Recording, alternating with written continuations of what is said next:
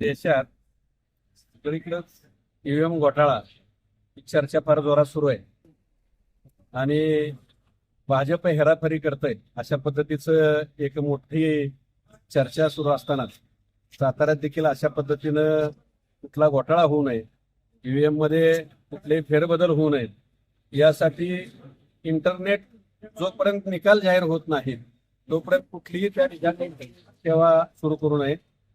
तशी सेवा सुरू केली तर छेडछाडी होईल आणि मतदानावर त्याचा परिणाम होईल. म्हणून खरं तर अपक्ष सगळे जे उमेदवार आहेत नगरपालिकेचे ते सगळे एकत्र आलेत आणि त्यांनी आमचा निकाल आमच्या हातात द्या, निकाल काही असो तो आम्हाला मान्य असेल, फक्त त्या ठिकाणी इंटरनेट नको. आणि इंटरनेट ज्या वेळेला आमचे निकाल आमच्या हातात येतील त्यानंतर त्यांना निवडणूक आयोगाला काय त्याचे रिपोर्ट पाठवायचे असतील ते पाठवावेत, त्यावेळेला इंटरनेट सेवा लागू करावी.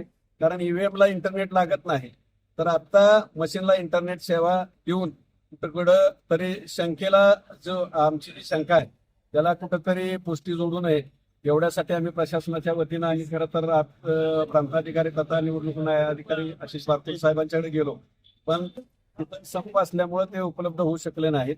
नगरपालिकेत आल्यानंतर मुख्याधिकारी उपलब्ध होऊ शकले नाहीत. सहाय्यक मुख्याधिकारी दामले साहेबांना आम्ही त्याचे खरं तर आम्ही त्याचं निवेदन दिलंय आणि यापुढं आम्हाला जर ती सुविधा जर शासनानं तिथे उपलब्ध करून दिली नाही तर निश्चितप्रमाणे न्याय मिळेल अशी आमचीच नव्हे तर संपूर्ण महाराष्ट्रातल्या अपक्षांची इच्छा आहे आणि तिथले लोक आहे.